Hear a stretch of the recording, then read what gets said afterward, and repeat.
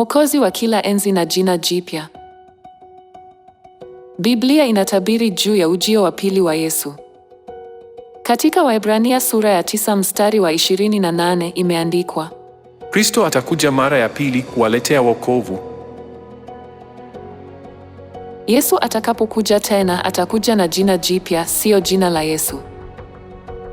Je, jina jipya la Yesu anayekuja tena ni lipi?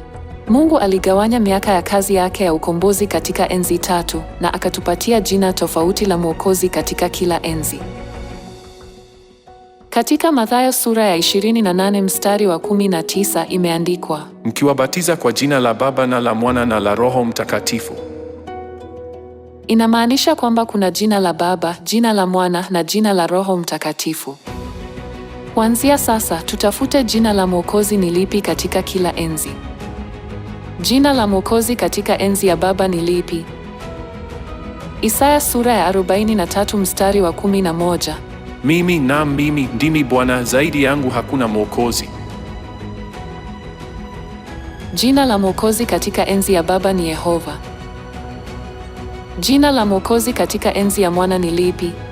Matendo sura ya 4 mstari wa 11. Huyu ndiye.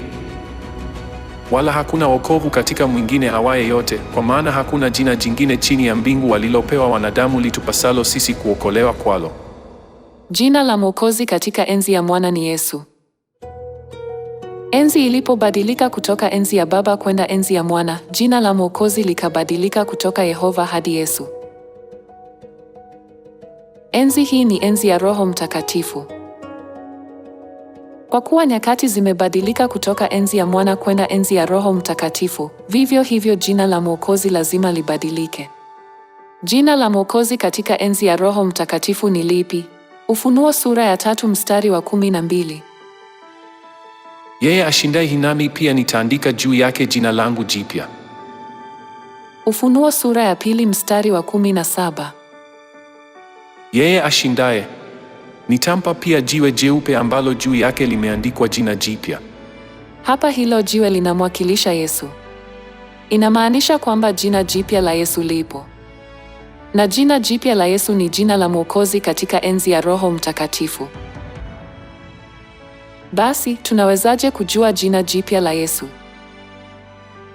Ni kupitia Biblia pekee tunaweza kujua jina jipya la Yesu. Yohana sura ya 5 mstari wa 39. Ninyi mnachunguza maandiko mkidhani ya kuwa ndani yake mna uzima wa milele. Maandiko haya ndiyo yanayonishuhudia mimi. Ili kupokea wokovu katika enzi ya Roho Mtakatifu, lazima tujue jina jipya la Yesu, ambaye Biblia inashuhudia kumhusu.